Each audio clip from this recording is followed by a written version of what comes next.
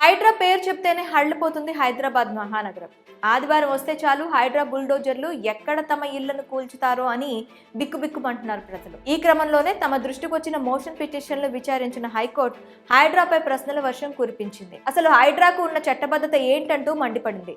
అడిగిన వాటికి మాత్రమే సమాధానం చెప్పాలంటూ హైడ్రా కమిషనర్ రంగనాథన్ ను కూడా హెచ్చరించింది. సోమవారం జరిగిన విచారణకు అమీన్పూర్ తహసీల్దార్ హాజరు కాగా హైడ్రా కమిషనర్ రంగనాథ్ వర్చువల్ గా హాజరయ్యారు. విచారణలో భాగంగా అసలు హైడ్రాకు ఉన్న చట్టబద్ధత గురించి చెప్పాలంటూ కోరింది. ఆదివారం సెలవు దినాల్లో కూల్చివేతలు ఎలా చేపడతారంటూ ప్రశ్నించింది.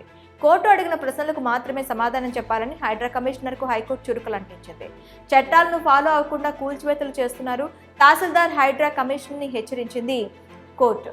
ఇకపోతే మూసి పరివాహక ప్రాంతాల్లో కూల్చివేతలకు సంబంధించి తమ ముందు 20 లంచ్ మోషన్ పిటిషన్లు ఉన్నాయని చెప్పిన న్యాయమూర్తి అలా ఎలా కూల్చివేతలు చేస్తారంటూ అమీన్పూర్ తహసీల్దార్పై ఆగ్రహం వ్యక్తం చేశారు. చట్టానికి లోబడి పనిచేయకుంటే ఇంటికి వెళ్లాల్సి ఉంటుందని జాగ్రత్త అంటూ తహసీల్దార్ను హెచ్చరించారు. అయితే సెప్టెంబర్ 21న అమీన్పూర్ తహసీల్దార్ కూల్చివేతల కోసం మిషనరీస్ కావాలని తనకు లేఖ రాసినట్లు హైడ్రా కమిషనర్ రంగనాథ్ హైకోర్టుకు తెలిపారు. ఆయన మిషనరీలు అడిగితే మీరెలా పంపిస్తారని కోర్టు ఆగ్రహం వ్యక్తం చేసింది.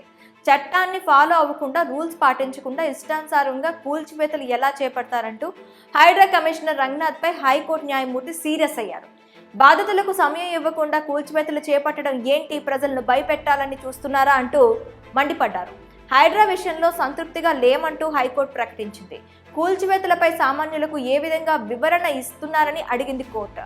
హైడ్రా కమిషనర్ రంగనాథ్ అలాగే అమీన్పూర్ తహసీల్దార్ అఫిడవిట్ దాఖలు చేయాలని హైకోర్టు ఆదేశించింది. తదుపరి విచారణను అక్టోబర్ 15కు వాయిదా వేసింది.